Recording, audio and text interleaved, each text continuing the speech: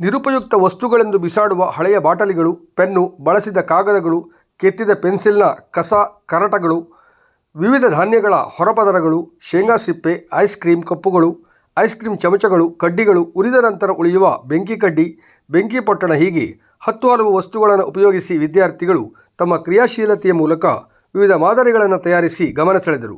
ವಿದ್ಯಾರ್ಥಿಗಳು ತಯಾರಿಸಿದ ಬಗೆ ಬಗೆಯ ವಸ್ತುಗಳನ್ನು ಗಮನಿಸಿದ ಶಿಕ್ಷಕರು, ಪಾಲಕರು ಹಾಗೂ ಇನ್ನುಳಿದ ತರಗತಿಯ ವಿದ್ಯಾರ್ಥಿಗಳು ಕಸದಿಂದ ಹೀಗೆಯೂ ಮಾಡಬಹುದೇ ಎಂದು ಆಶ್ಚರ್ಯಪಟ್ಟವರು. ಇವೆಲ್ಲವೂ ನಡೆದಿದ್ದು ಕುಮಟಾ ತಾಲೂಕಿನ ಕೊಂಕಣ ಎಜುಕೇಷನ್ ಟ್ರಸ್ಟ್ನ ರಂಗದಾಸ್ ಶಾನ್ಭಾಗ್ ಹೆಗಡೇಕರ್ ಬಾಲಮಂದಿರದಲ್ಲಿ. ವಿದ್ಯಾರ್ಥಿಗಳಲ್ಲಿ ಕ್ರಿಯಾಶೀಲತೆಯನ್ನು ಹೆಚ್ಚಿಸುವ ಜೊತೆಗೆ ನಿರುಪಯುಕ್ತವೆಂದು ಎಸೆಯುವ ವಸ್ತುಗಳನ್ನು ಸದುಪಯೋಗಪಡಿಸಿಕೊಳ್ಳುವುದರ ಬಗ್ಗೆ ಮಾರ್ಗದರ್ಶನ ನೀಡುವ ದೃಷ್ಟಿಯಿಂದ ಆಯೋಜನೆಗೊಂಡಿದ್ದ ಕಸದಿಂದ ರಸ ಎಂಬ ಈ ಕಾರ್ಯಕ್ರಮವನ್ನು ಕೊಂಕಣ ಎಜುಕೇಷನ್ ಟ್ರಸ್ಟ್ನ ವಿಶ್ವಸ್ತ ರಾಮಕೃಷ್ಣ ಗೋಳಿ ದೀಪ ಬೆಳಗಿಸಿ ಉದ್ಘಾಟಿಸಿದರು. ನಂತರ ವಿದ್ಯಾರ್ಥಿಗಳು ತಯಾರಿಸಿ ತಂದ ವಸ್ತುಗಳನ್ನು ಗಮನಿಸಿ ವಿದ್ಯಾರ್ಥಿಗಳಿಗೆ ಸಿಹಿ ನೀಡಿ ಸಂತೋಷ ವ್ಯಕ್ತಪಡಿಸಿದರು. ಸುಮಾರು 200ಕ್ಕೂ ಹೆಚ್ಚು ವಿದ್ಯಾರ್ಥಿಗಳು ಈ ಚಟುವಟಿಕೆಯಲ್ಲಿ ಸ್ವಯಂ ಪ್ರೇರಣೆಯಿಂದ ತೊಡಗಿಕೊಂಡು ವಿವಿಧ ಬಗೆಯ ವಸ್ತುಗಳನ್ನು ತಯಾರಿಸಿ ಗಮನ ಸೆಳೆದರು.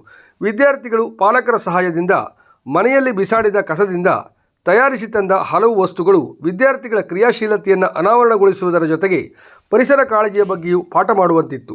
ರಟ್ಟಿನಿಂದ ತಯಾರಿಸಿದ ರಾಮಮಂದಿರದ ಮಾದರಿ, ಕರಟಗಳಿಂದ ತಯಾರಿಸಿದ ಗೊಂಬೆಗಳು, ವಸ್ತ್ರದ ಮುಡೆಯಿಂದ ತಯಾರಿಸಿದ ಬೊಂಬೆಗಳು, ವಿವಿಧ ಪ್ರಾಣಿಗಳ ಮಾದರಿಗಳು, ಮನೆಯ ಮಾದರಿ, ವಾಚನಾಲಯ ಮಾದರಿ, ಹೂವುಗಳು, ವಾಟರ್ ಫಿಲ್ಟರ್ ಮಾದರಿ, ಚಹಾದ ಅಂಗಡಿ ಮಾದರಿ, ATMನ ಮಾದರಿ, ಟೇಬಲ್ ಕುರ್ಚಿ ಮಾದರಿ, ಸೈಕಲ್, ಹೂಬುಟ್ಟಿ, ಕರಟಗಳಿಂದ ತಯಾರಿಸಿದ ಪೆನ್ನಿನ ಸ್ಟ್ಯಾಂಡ್ಗಳು, ಸೋಲಾರ್ ಮಾದರಿ, ವಿವಿಧ ಅಲಂಕಾರಿಕ ವಸ್ತುಗಳು, ಪೂಜಾ ಸಾಮಗ್ರಿಗಳು, ಮೊಟ್ಟೆಯಿಂದ ತಯಾರಿಸಿದ ಡಾಲ್ಗಳು, ಹೂಬುಟ್ಟಿಗಳು, ಮರದ ಮಾದರಿ ಮಕ್ಕಳ ಕೈಗಳಿಂದ ರಚನೆಯಾಗಿ ನೋಡುಗರನ್ನು ಆಕರ್ಷಿಸಿತ್ತು.